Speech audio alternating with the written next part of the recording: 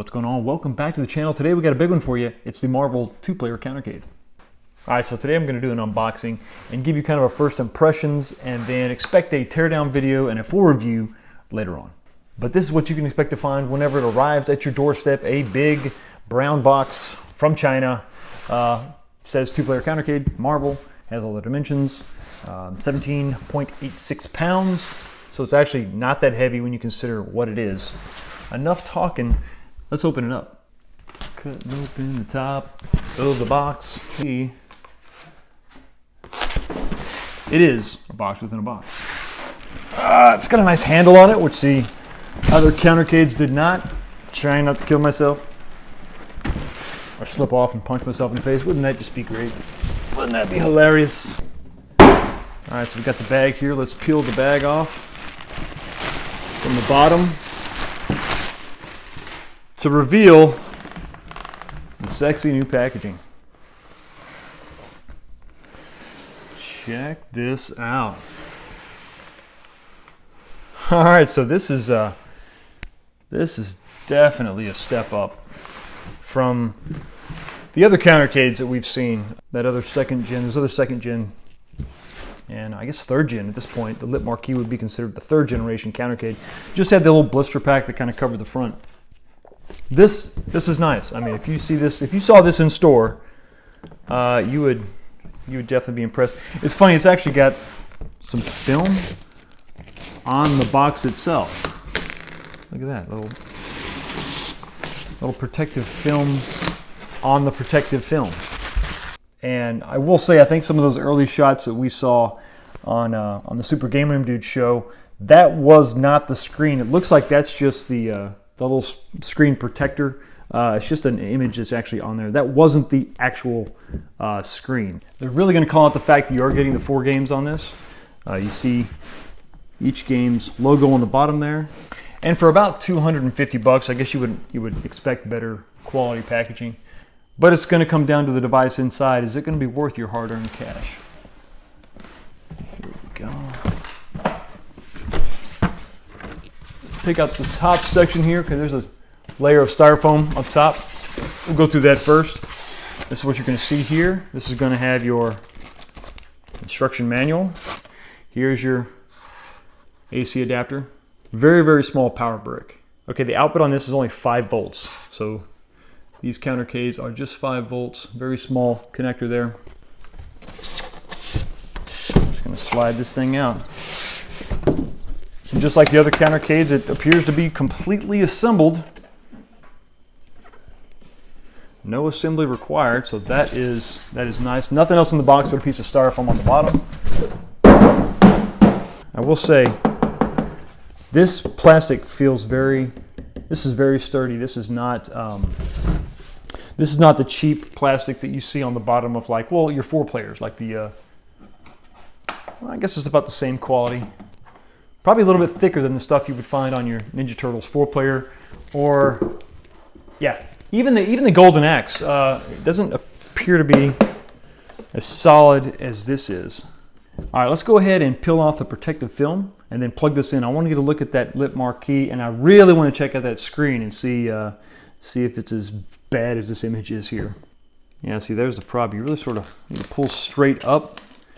There is a slight gap between here. Between the control deck and the monitor. It's nothing really terrible, but it is just enough to get the film off. Okay, I got it. I was able to get it that time. All right.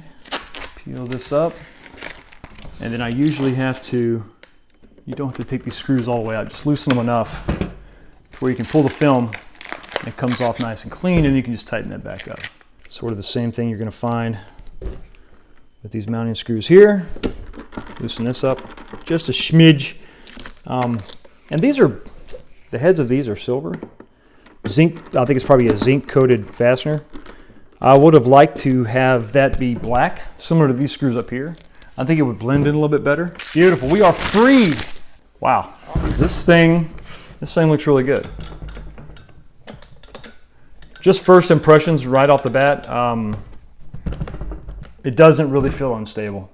I mean, you'd have to, maybe if you leaned really hard, And I guess it's possible, if you're really gaming, that this would lift up some. But I mean, you'd have to really crank on this to get this to lift up. You know, not saying it's not possible, but you're going to really have to crank on it to lift it up. So yeah. So taking a look, you're going to see that there is a headphone jack on your left-hand side. And on the right-hand side, we do get the USB port right there. So I know I was concerned slightly that we may not get that. What is that for? We're going to dig into the instructions real quick, and let's take a look at what the USB connector is for. So when you open up your owner's manual on page 4, you're going to see a little note on the bottom here about using the USB port as a second player controller, which is a little odd to me because we've got 2 players here. So why would you do that? I understand on the Ninja Turtles version of this, having that extra controller for like a 3rd or 4th player doesn't make a lot of sense here. It also notes that you need to turn the USB controller on before you plug it into the USB port. That's probably so that it doesn't recognize the second player, it only recognizes your controller as a second player. That doesn't make it's kind of weird, to be honest with you. Doesn't make a lot of sense when you've got a 2-player cab. Why have another USB output for another way for a second player to play? Plug this in. Let's turn it on. Marquee's lit up. Whoa.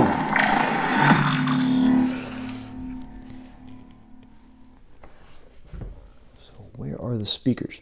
Okay, so this is interesting. So on the bottom, you see the speakers actually mounted on the bottom or down firing, which actually makes it sound really loud.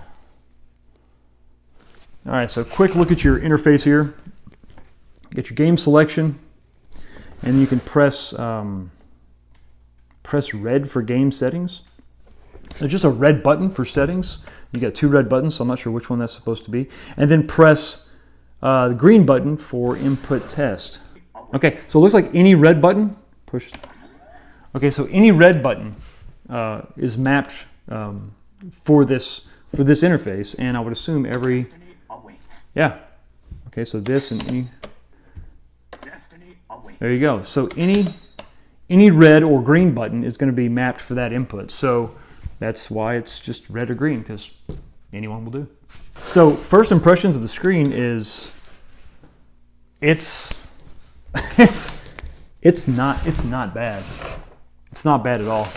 Now, of course, one of the main reasons I got this is because I wanted to have the Punisher. I never got this Marvel Superheroes cabinet. It has a 3/4 scale, so I missed out on the Punisher, and I got to know how that looks in place. So let's just go ahead and start with that one now. All right, this looks good.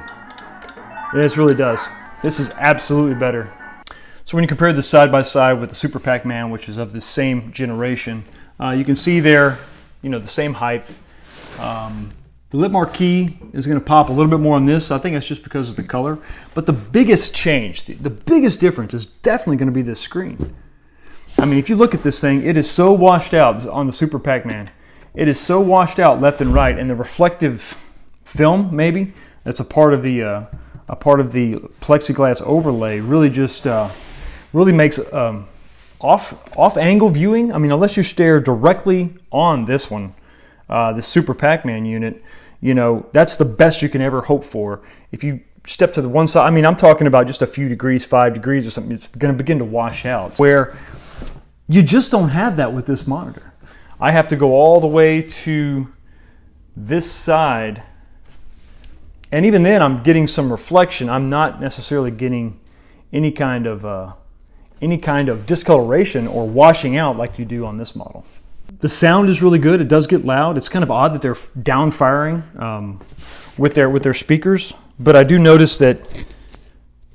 No, I thought that maybe this one sits a little higher than this, but it doesn't. So I guess you really couldn't. You didn't have any room to mount it on this kick plate here. This face plate here is just so much shorter, which is good because if you want to mod this thing, if you want to swap out this control deck, having everything sort of inboard in the unit is going to make that really nice. Okay, so there you have it, the Marvel Superheroes 2-player Countercade. Color me impressed. I mean, it's You know, it's not cheap. I'm not going to say that. I'm not going to say it's some extreme value. For $229 before taxes, before shipping, before all that stuff, I think this is probably better priced at $199. The feel is good. It's definitely unique. But the biggest surprise to me has got to be that monitor. I really thought that that was going to be the Achilles heel of this. And when you're talking about these high quality games like the Capcom Marvel series, you're going to want good, vibrant colors. You're not going to want any kind of weird off-angle viewing issues, because with two players side by side, you're going to be viewing this off-angle. Stay tuned to the channel for more in-depth review, a teardown. We're going to look at the guts of this thing. We're going to check out the PCB, the speaker, and I want to dig into this control panel and see what's going on under there. Thank you so much for stopping by. You have a blessed day, and I will see you next time.